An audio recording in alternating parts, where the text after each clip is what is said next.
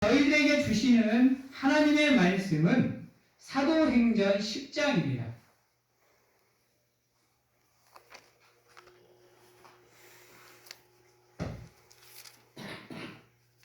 사도행전 10장 34절에서 43절 말씀까지 제가 봉독해 드리도록 하겠습니다.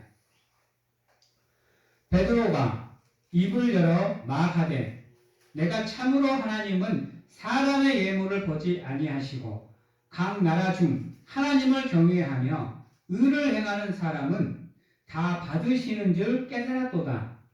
만유의 주 대신 예수 그리스도로 말미암아 화평의 복음을 전하사 이스라엘 자손들에게 보내신 말씀 곧 요한이 그 세례를 반포한 후에 갈릴리에서 시작하여 온 유대에 두루 전파된 그것을 너희도 알거니와 하나님이 나사렛 예수에게 성령과 능력을 기름 붓듯 하셨으며 그가 두루 다니시며 선한 일을 행하시고 마귀에게 눌린 모든 사람을 고치셨으니 이는 하나님이 함께 하셨음이라.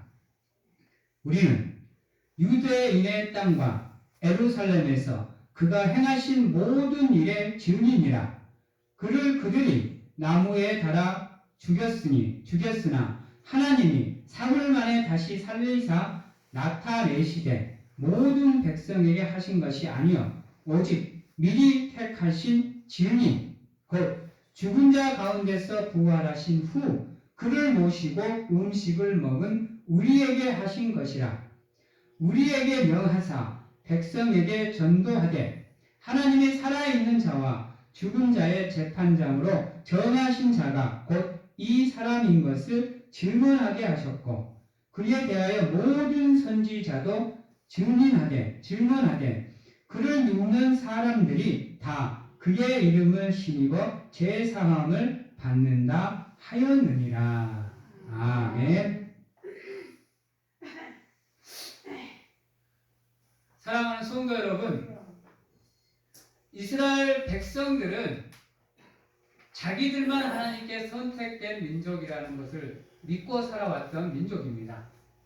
그러다 보니까 자기들만 귀한 민족이고 하나님을 믿지 않는 백성들은 사람 취급도 하지 않았던 그러한 민족입니다. 자기들은 깨끗하고 자기들은 선하며 하나님께 선택을 받은 민족이기에 항상 선민 사상을 가지고 살았던 그들은 이방인들은 더럽고 아무 스물짝이도 없고 그저 그냥 자기들과는 급이 다른 죄인들은 죄된 민족이라고 이렇게 생각하고 살아왔던 이스라엘 민족입니다. 이것이 언제까지 그 사상이 이어지느냐 하면 예수 그리스도가 이 땅에 오셔서 승천하시고 그리고 오순절 성령 강림 사건이 이루어질 때까지 이 선민 사상이 이어집니다. 그러다 보니까 이스라엘 민족들에겐 어떻게 보면 엄청난 교만이 그들 마음에 들어차 있었어요. 그래서 예수님이 이 땅에 오셔서 하나님의 말씀을 전함에 있어 그들은 그것을 믿지 않았어요. 아니 거지것대로 들으려 하지 않았습니다. 왜냐하면요, 이스라엘 민족 예수님은요 약한 자들, 없는 자들, 아픈 자들, 이방인들의 입장에 서서 하나님의 복음을 선포했던 분이셔요. 그래놓고는 이스라엘 민족들, 바리새인, 서기관, 장로들을 향해서는 질책 아닌 질책을 강하게 하십니다. 오히려 있는 자들을 더 질책하시고 없는 자들을 감싸 안으시고 여자들, 창녀들, 어린아이들 이들을 하나님은 오히려 더 가깝게 대합니다. 그러니까 서기관들이나 바리새인들, 장로들이 보기에는 어떻게 보면 어이가 없는 거예요. 여러분, 여자. 지금에서야 현대 사회에 와서야 여자들의 지위가 높아졌지. 예수님 시대에는요, 여자는 어떻게 보면 사람 취급도 못 받았어요, 여러분. 그렇잖아요. 이스라엘 민족들 백성 수를 쉴 때 여자 수는 숫자 개념에 안 들어갔어요. 병자들.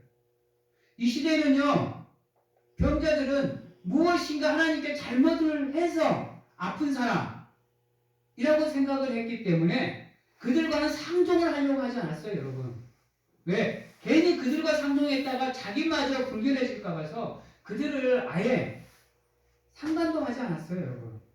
근데 예수님은 오셔가지고 병자들을 치료하고 만지고 막 그래요.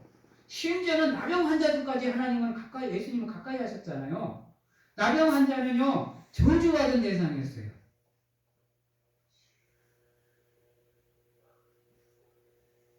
근데 그들이 예수님이 이 땅에 오셔서 왜 그러한 사역을 했는지를 이해를 못했어. 왜? 선민사상에 꽉 잡혀 있었기 때문에.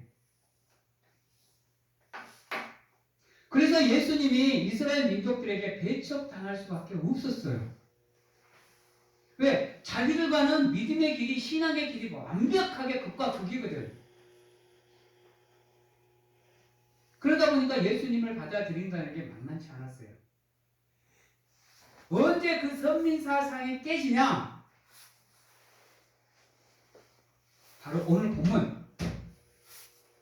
본문 앞에 나오는 이 고넬료의 이 회심 사건을 통해서 그들의 그 선민 사상이 깨집니다. 오직 하나님의 은혜는 이스라엘 민족들만 누릴 수 있다라고 생각을 했는데, 시구나 이방인도 하나님의 성령을 받네요. 베드로도 처음에 하나님께서 고넬료 집으로 가라 그럴 때 내가 왜 가야 되는지 하나님께 따졌어요.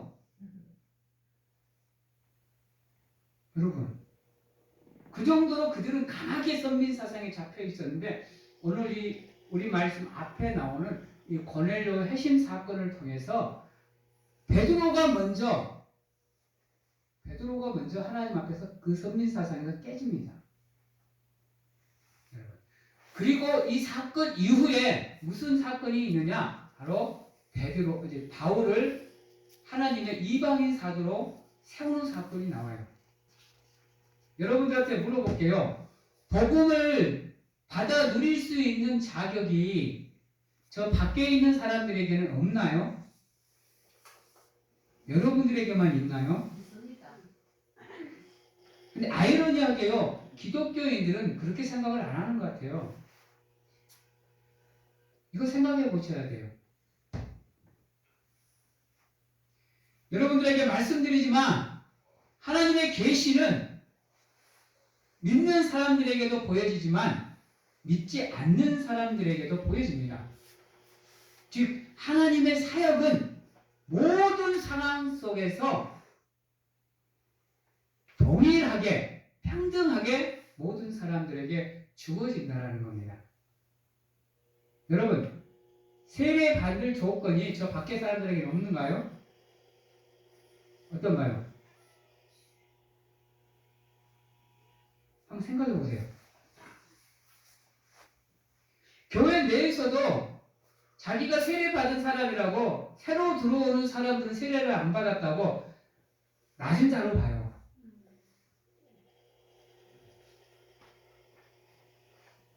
여러분, 세례의 의미는 다른 것에 있지 않아요. 여러분,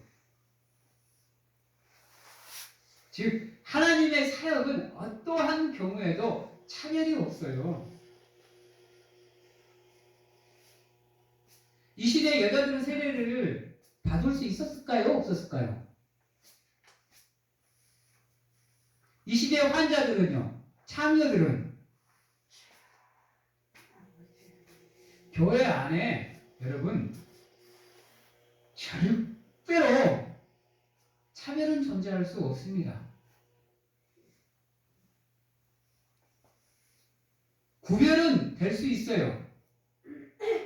구별은. 그러나 차별과 구별은 다릅니다. 우리가 세상에서 살아갈 때도 마찬가지입니다. 세상 사람들과 구별되어지는 삶을 사는 건 있을 수 있습니다. 그러나 세상 사람들을 차별하는 삶은 있을 수가 없습니다. 왠지 아세요? 그것으로 인해서 복음의 길이 막히기 때문이에요. 교회 안에서 차별이 있으면요, 뭐가 막혀버리느냐? 구원의 길이 막혀요. 구원의 길. 차별받는 사람은요, 차별하는 사람은 모르시겠지만 그게 마음의 상처가 남아요. 그거 쌓이다 보면 그 사람의 믿음이 약해져요. 약해지면 그가 자신도 모르게 믿음의 길에서 떠나게 돼 있어요. 이것을 성령의 용어로 바꾸면 성령 해방죄가 됩니다. 다른 것이 성령 해방죄가 아니에요, 여러분. 그래서 교회 안에서는, 믿음의 공동체 안에서는 절대로 차별이 있으면 안 돼요. 이거 기억하셔야 돼요. 세례 또한 믿음의 공동체 안에서는 누구나가 다 받는 거고, 그것을 통해서 누구나가 다 믿음을 시작하는 거예요. 누구나 다 받을 수 있는 게 세례라니까요. 단 예수 그리스도를 믿는 믿음 안에서요. 그분을 영접하는 믿음 안에서는 여러분들 모두는 다 똑같아요. 저 사람은 몸이 안 좋으니까, 저 사람은 신앙이 약하니까, 저 사람은 이기적이니까, 개인적이니까 아무 쓸모 없습니다. 하나님께는. 속된 말로 여러분, 믿음은 지극히 개인적인 거예요. 믿음은, 저번에도 말씀드렸지만 여러분들의 믿음을 통해서 여러분들의 가족의 구원을 받을 수 없다니까요. 믿음은 지극히 개인적인 거예요. 그래서 남의 사람 믿음을 판단할 필요도 없고 질책할 필요도 없고 나무랄 필요도 없는 거예요. 남의 눈에 들보는 보면서, 티끌은 보면서 왜 자기 눈에 들보는 못 봐요? 여러분, 오늘 말씀에도 보면 34절에 보면 베드로가 입을 열어 말하되 내가 참으로 하나님은 사람의 예물을 보지 아니하시고 각 나라 중 하나님을 경외하며 의를 행하는 사람은 다 받으신 줄 깨달았나라고 얘기를 해요. 하나님을 알고 하나님의 이름을 부르고 그분을 믿고 그분과 함께하고 그분의 의를 행하는 사람은 하나님이 다 인정합니다.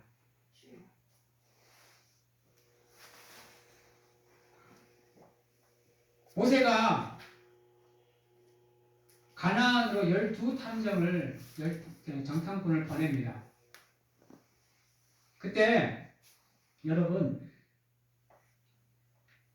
걸릴 뻔한 정탐꾼을 구해준 사람이 누구예요? 믿는 사람이었어요? 이스라엘 민족이었나요? 가나안 족속의 여자. 그래도 하나님은 가나안이 멸망할 때 그 여인을 기억하셨어요. 그리고 구원의 길을 열어주셨어요. 기억하셔야 돼요. 차별하지 마시고 끝까지 성령이 힘써 지키게 한 그 하나됨을 지키는 가운데 여러분들 인생 길에 놓여져 있는 그 믿음의 경지를 끝까지 연합해서 협력해서 완주해 내시는 사랑하는 성도님들이 되신다면 여러분들이 모여있는 이 하나님의 공동체, 이 제단은 하나님께 복된 제단이 될 수 있을 겁니다. 여러분은 이 교회 문턱을 넘는 순간 가족이에요. 가족이라고. 세례를 받는 순간 여러분들은 하나님의 아들이고 딸입니다.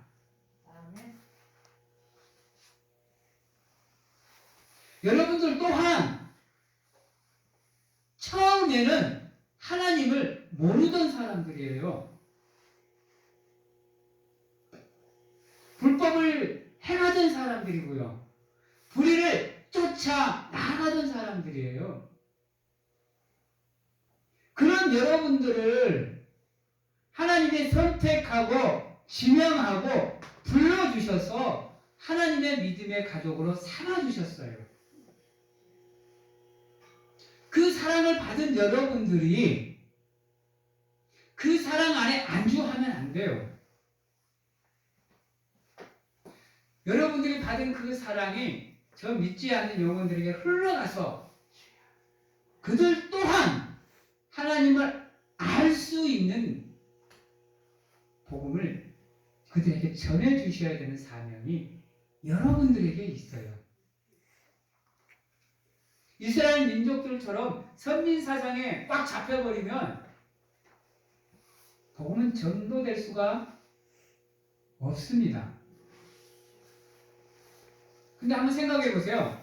여러분이 세상으로 나가서 복음을 전도하는데 믿지 않는 영혼들이 이 교회 안으로 들어왔을 때 여러분들이 맨날 티격태격하고 싸우고 분쟁하고 질투하고 시기한다면 전도의 문이 열릴까요?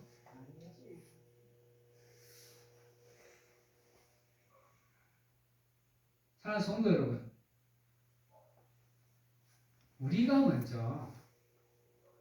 우리가 먼저 믿음 위에 서서 서로가 서로를 위로하고 배려하고 챙겨주고 안아주고 품어주고 사랑하는 모습이 이 안에 충만돼야 저 믿지 않는 영혼들이 이 교회 문턱을 들어왔을 때 따뜻함을 느끼는 거예요. 편함을 누리는 거고요. 그래서 교회 안에는 절대로 차별이 있으면 안 돼요. 그것은 성령의 하나됨을 깨는 거예요. 늘 부탁하고 기대하고 기도하옵기는 우리 사랑하는 성도님들이 한 사람 한 사람이 그 뜨거운 사랑으로 충만하셔서 모든 사람들을 바라보시되 예수 그리스도의 심장을 가지고 그분의 시선으로 모든 사람들을 바라보시는 가운데 그들에게 예수 그리스도의 사랑을 전할 수 있는 사랑하는 성도님들이 다 되시기를 간절하게 소망합니다. 또한 여러분들에게는 이미 그 사랑이 있습니다. 하나님이 주셨어요. 이미 갖고 계셔요. 모든 사람을 다 품에 안을 수 있는 사랑을 이미 여러분들은 가지고 계셔요. 그러기에 여러분들의 마음을 쫌팽이 마음으로 만들지 마시고 좀 더 마음을 여시고 확장하셔서 하나님의 그 큰 은혜, 하나님의 그 큰 사랑을 모든 사람들에게 골고루 전하여서 그들이 하나님의 전으로 나와 함께 예배하며 기뻐 뛰놀 수 있는 행복을 그들도 누릴 수 있도록 여러분들이 도와주시기 바랍니다. 그러면 여러분들 또한 하나님의 은혜를 누릴 것이며 하나님의 축복을 누리시게 될 겁니다. 2023년 이 한 해는 우리 명계교회 안에 이러한 사랑이 충만하기를 간절하게 소망합니다.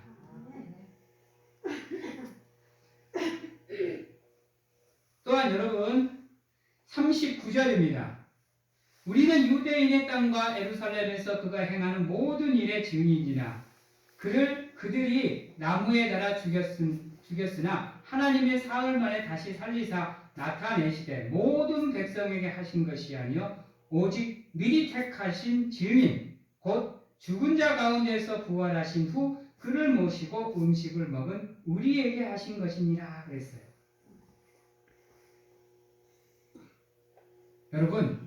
여러분들은 증인이에요. 세상의 증인이 아니라 예수 그리스도의 증인이에요. 증인이면 그 증인이 하는 증언이 합당하게 되려고 한다면 가장 중요한 게 뭐냐? 증인다운 삶을 살아가시는 거예요.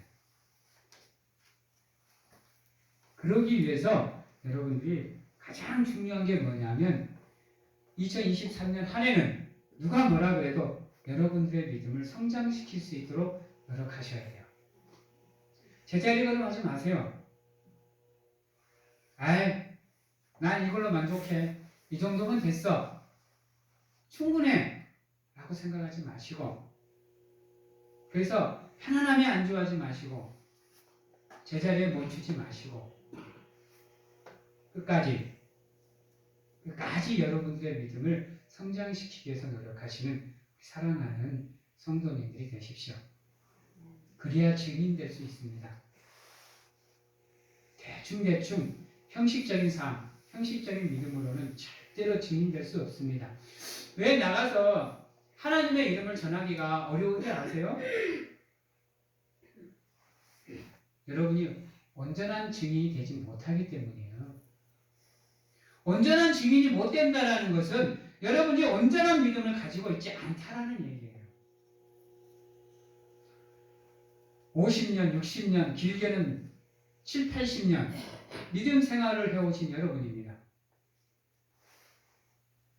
50년, 60년, 70년, 80년 여러분들의 믿음 생활이 제자리에 있다는 것은 하나님께 죄 짓는 겁니다.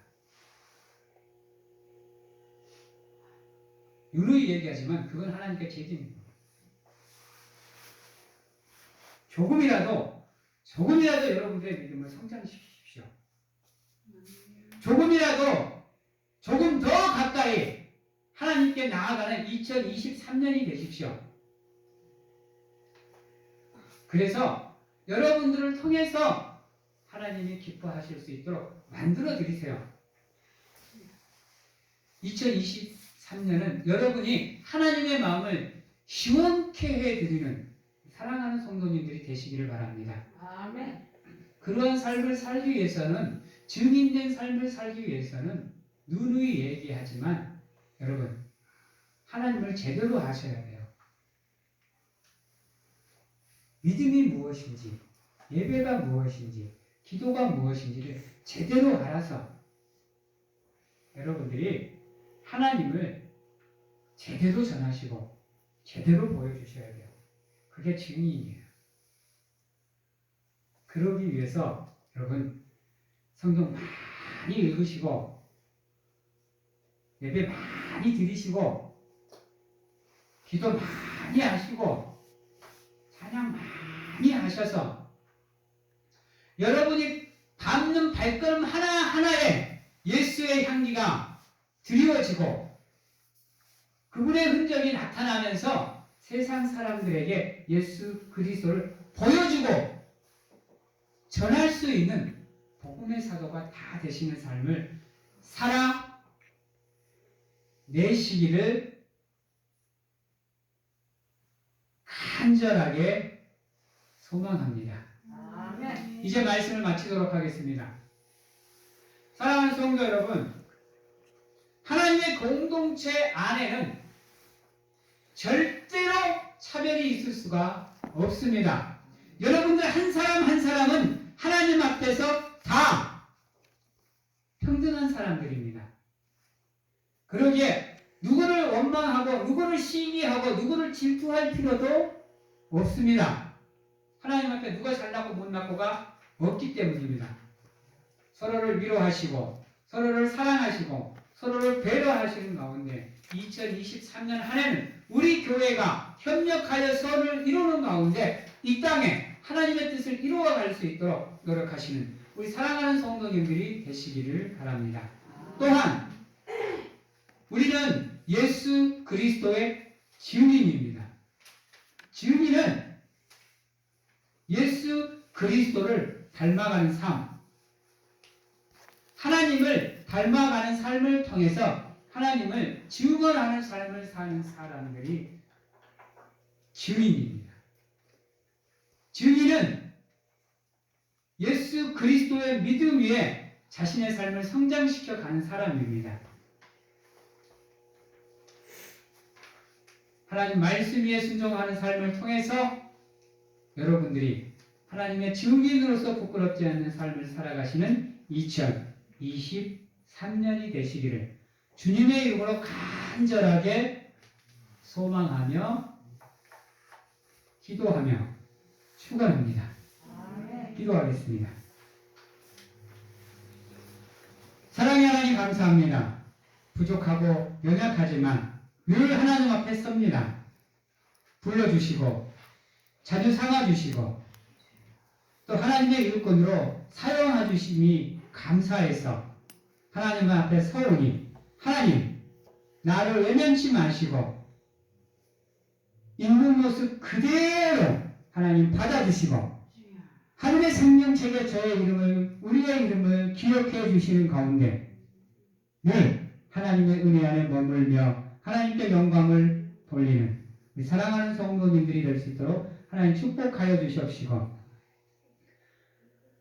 차별 없이 연합하고 협력하여서 이 땅에 하나님의 뜻을 이루어가는 우리 공동체가 되게 하여 주시옵시고 믿음으로 무장하여 하나님이 원하는 장성한 분량까지 2023년 성장해 가는 우리가 될 수 있도록 하나님 축복하여 주시옵소서.